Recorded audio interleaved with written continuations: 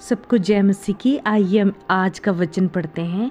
वह उस वृक्ष के समान है जो बहती नालियों के किनारे लगाया गया है और अपनी ऋतु में फलता है और जिसके पत्ते कभी मुरझाते नहीं। इसलिए जो कुछ वह पुरुष करे वह सफल होता है। तो यहाँ पर परमेश्वर किस मनुष्य के विषय में बात कर रहा है कि जो कुछ भी वो करेगा वो अपने सारे काम में सफल होगा।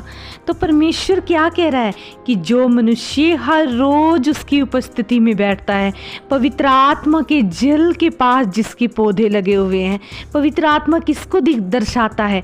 पवित्र आत्मा परमेश्वर को दिखाता है। उस जो जल में वृक्ष लगा हुआ है, वृक्ष एक मनुष्य को दिखाता है और जल परमेश्वर को। जो मनुष्य हमेशा जल के करीब रहेगा, जो मनुष्य हमेशा परमेश्वर को अपने मुख को दिखाएगा, सुबह शाम और रात हर समय वो परमेश्वर की उपस्थिति में जाएगा, वो मनुष्य कैसा होगा? उस मनुष्य पे कोई विपत्ति नहीं आएगी, कोई उसके जीवन में गड़बड़ी नहीं होगी। वो अकाल के समय में भी कैसा होगा?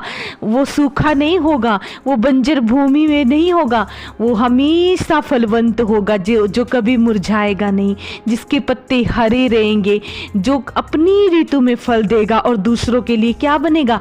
आशीष का कारण बनेगा।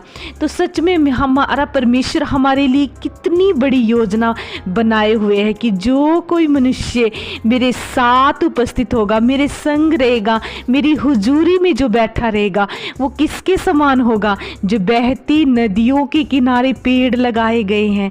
आप देखते हो जब बहती नदियों के किनारे जो पेड़ लगाए होते हैं वो दूसरे पेड़ों से कितने खूबसूरत और कितने हरियाली, 12 महीने वो हरे भरे रहते हैं। ऐसे परमेश्वर कह रहा है मेरा धर्मी जन कैसा होगा?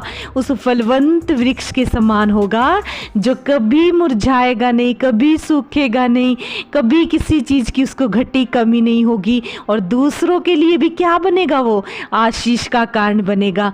तो हमें क्या करना है? इस पेड़ को बनने के लिए क्या करना होगा? हमें हमेशा पवित्र आत्मा के उस जल के पास अपनी जड़ों को मजबूत करके रखना होगा, हमेशा उसके संग रहना होगा, हमेशा उसको ध्याते रहना है, हमेशा उसका ध्यान करना है और उसमें क्या बने रहना है। जो कोई उसमें बना रहता है वो भी उसमें अपने आप को प्रकट करता है। परमेश्वर कहता है अपने वचन में कि सच्ची दाखलता मैं हूँ और जो कोई इसमें लगेगा वो कभी काटा नहीं जाएगा, कभी वो अलग नहीं किया जाएगा, लेकिन वो भी क्या होगा?